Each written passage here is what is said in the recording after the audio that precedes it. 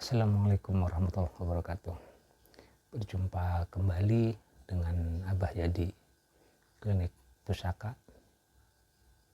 Dalam kesempatan video kali ini, saya akan menjelaskan tentang ritus seperti yang dijanjikan di video sebelumnya, terkait juga dengan pengenalan objek kebudayaan daerah atau pengenalan objek kebudayaan yang sering kita diskusikan di para kalangan seniman dan budayawan, termasuk juga sejarah. Di video sebelumnya kita membahas tentang manuskrip. Sekarang bahas tentang ritus. Walaupun di video yang lalu ada juga membahas tentang ritus yang diskusi live streaming, bahasan tentang ruat laut di daerah, salah satu daerah di Kabupaten Serang, itu di Lontar. Jadi yang disebut dengan ritus, biasanya kalau di masyarakat, ritus itu ya ritual-ritual biasa, ritual.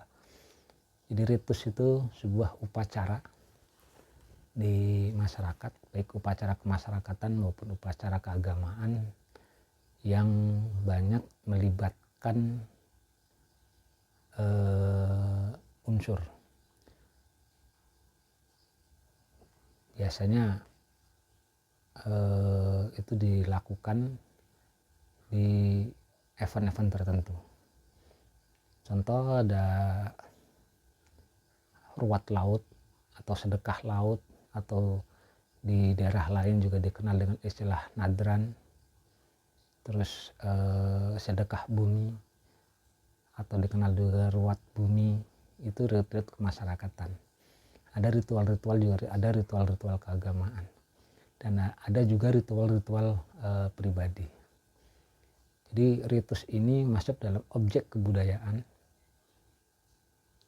karena di dalamnya banyak mengandung nilai yang perlu diketahui bersama oleh kalangan masyarakatnya. Biasanya masyarakat, para pelaku ritusnya, tidak hanya menjalankan sesuai dengan leluhurnya. Dia tidak tahu fungsi dan makna, hanya menjalankan. Karena kalau tidak dilakukan, sebagian masyarakat punya keyakinan kualat, punya keyakinan akan midorot kepada dirinya sendiri atau pada lingkungannya. Itu ritus itu. Makanya ritus itu dilema. Untuk hari ini kita bahas sebagai pengetahuan, tapi ini hanya berbagi pengalaman, berbagi sharing dari hasil-hasil kajian para peneliti antropologi atau para peneliti segala macamnya. Karena ritus ini juga kalau dari khususnya ritus-ritus kemasyarakatan atau ritus-ritus keagamaan, itu adalah sebuah sandikala memperingati peristiwa penting yang pernah terjadi pada masa lampau. Jadi ritus itu memperingati peristiwa penting yang pernah terjadi masa lampau. Peristiwanya macam-macam. Ada peristiwa bencana alam, ada peristiwa ketokoh lahirnya sebuah ketokohan, ada peristiwa politik, di mana daerah itu menjadi sebuah kerajaan, menjadi sebuah segala macam. Ada ritual-ritual. Nah, ritual itulah ritual memperingati sebuah peristiwa tertentu, sehingga euforia masyarakat itu berjubel dalam setiap ritus-ritus itu. Makanya kenapa ritus dimasuk ke kajian, nanti ketika Nanti kita masuk ke pemilahan, dipilah ritusnya, ritus kemasyarakatan, ritus politik, atau ritus dalam politik dan kekuasaan, ritus keagamaan. Di Banten itu ada tiga-tiganya ada. Ritus kebencanaan itu dikenal dengan istilah ritus Kalembak, yang memperingati peristiwa di mana Krakatau atau laut terjadi tsunami besar sebelum 1883 dan sebelum-sebelumnya, dan sampai kemarin terjadi di 2018. Itu setiap tanggal biasanya dilakukan sebuah acara memperingati peristiwa Kalembak itu di 1 minggu setelah hujan pertama setelah kemarau. Berarti sekitar antara bulan November itu perayaannya. Dan perayaannya seluruh masyarakat kumpul. Maka ya biasa makan-makan, namanya orang kumpul-kumpul. Karena kumpulnya lama seharian, ya biasa makan-makan sambil ada kesenian yang ditampilkan. Kesenian ditampilkan itu untuk mengundang masyarakat supaya bisa datang dan memberikan, baru terakhir itu memberikan pituah-pituah. Sang tokoh atau sang tokoh agama, tokoh masyarakat setempat, tokoh masyarakat termasuk juga pemerintahan, itu memberikan penjelasan kehati-hati untuk melakukan kewaspadaan, meningkatkan kewaspadaan ketika terjadi sesuatu hal-hal yang pernah terjadi di sebelum-sebelumnya. Itu di ritus Kalembak. Ritus Kalembak sepengetahuan saya terakhir itu tahun 94-95. Dan cerita orang tua dulu itu terakhir ritus Kalembak itu di tahun 1929, 1930. Tapi 1929 karena ada manuskrip, ada arsipnya dari cerita rakyat di daerah saya, di daerah di desa Mangerja. Manuskripnya diketemukan di Pulau Merak, di kantor KUA. Mudah-mudahan disimpan dengan baik di kantor KUA Pulau Merak, di Lebak, di Lebak Lebak Gede. Itu tersimpan tahun 1929. Dan posisi ritual Kalembak itu sedang dilangsungkan. Di titiknya itu di Gedong Baye. Di Gedong Baye tidak jauh dari titik 0 Portugis Tanjung Pujut atau titik 0 Banten. Itu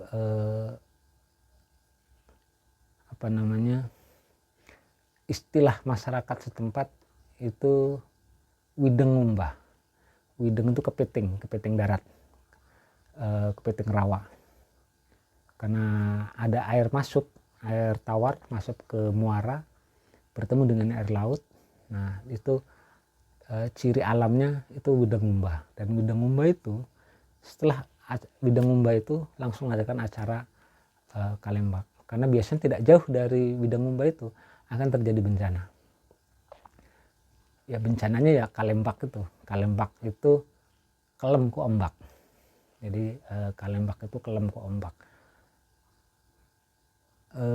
Itu saya masih melacak manuskripnya di manuskrip Kalembak. Mudah-mudahan di masyarakat di wilayah Anyer sampai ke Labuan Carita, karena pernah ditulis oleh salah satu tokoh di tahun 1840-an yang menjelaskan tentang akan terjadi peristiwa hal yang sama seperti yang sebelumnya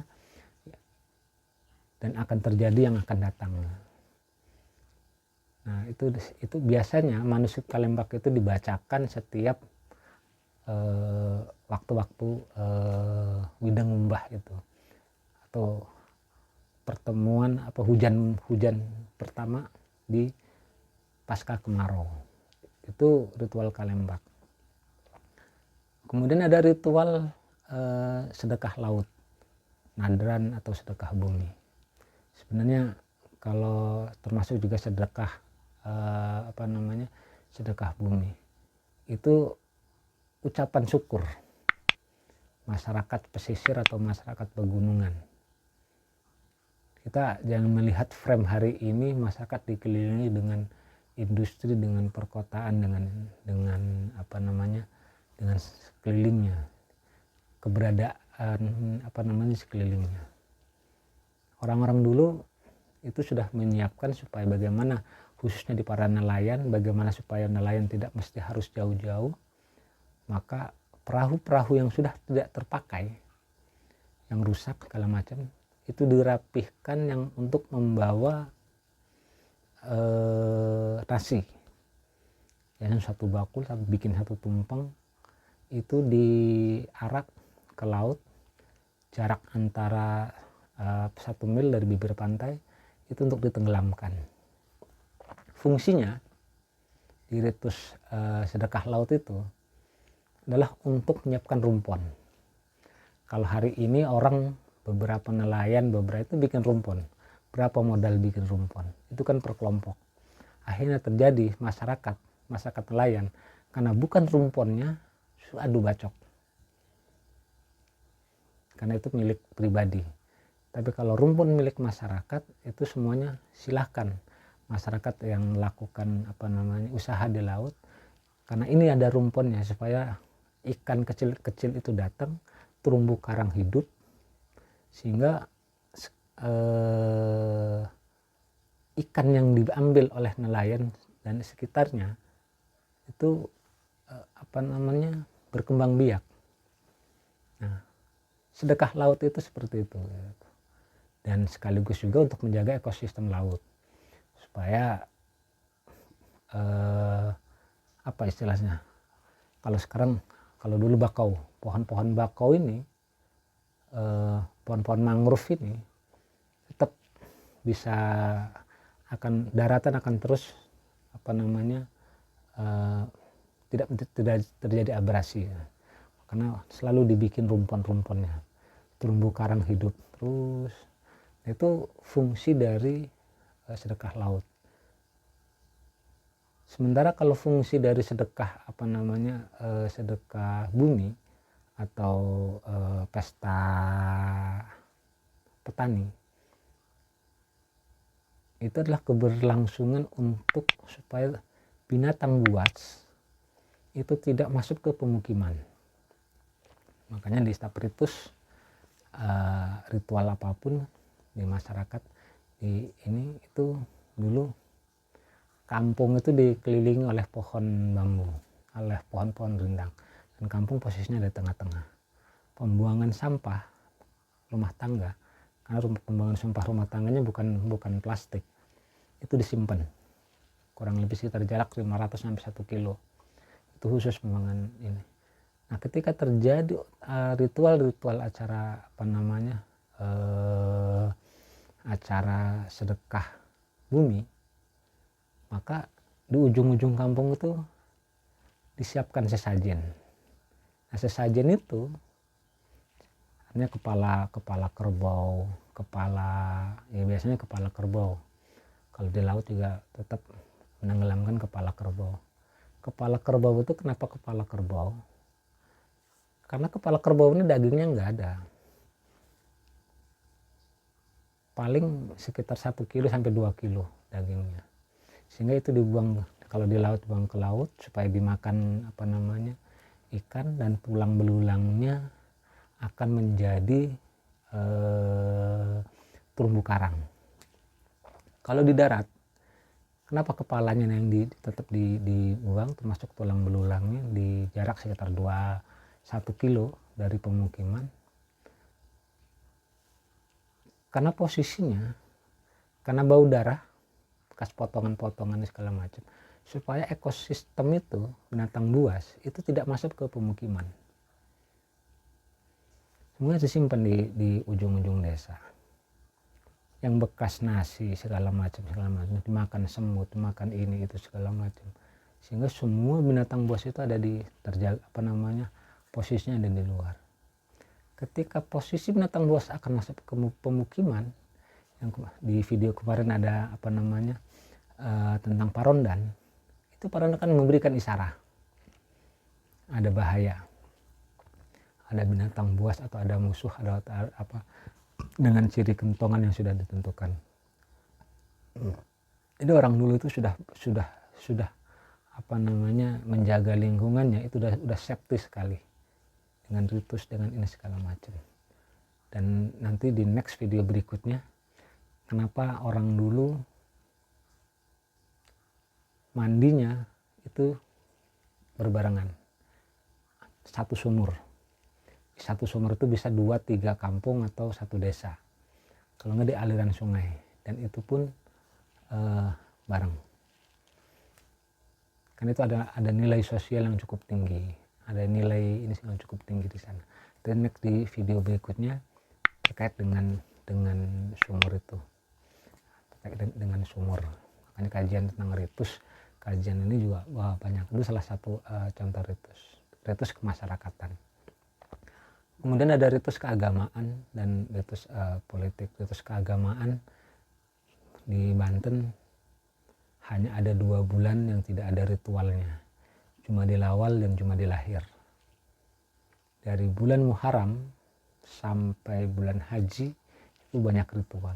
Hanya 2 bulan yang tidak ada ritualnya, bulan Jumadil Awal dan bulan Jumadil Akhir.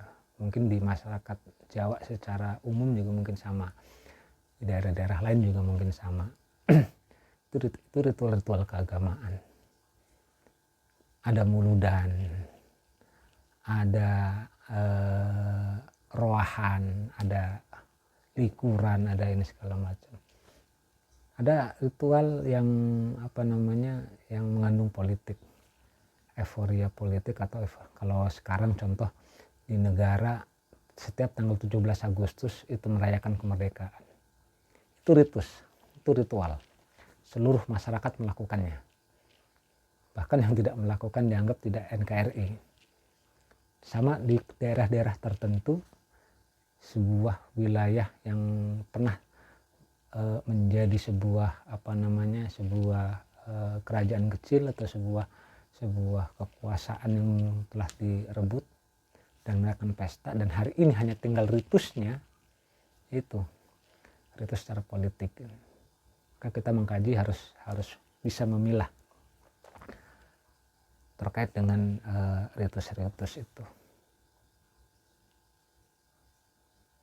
Mungkin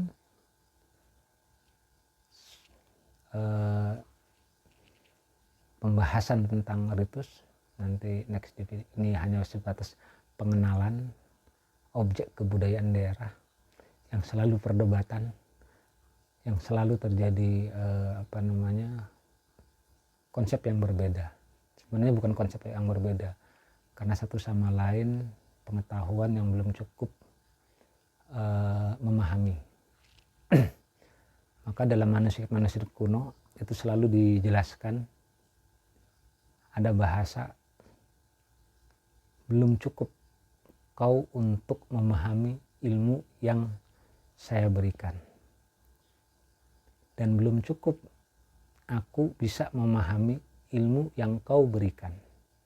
Hanya itu ungkapan-ungkapan. Itu ungkapan yang paling banyak ditemukan di manuskrip obrolan antara Sandi Maya dan Sandi Sastra.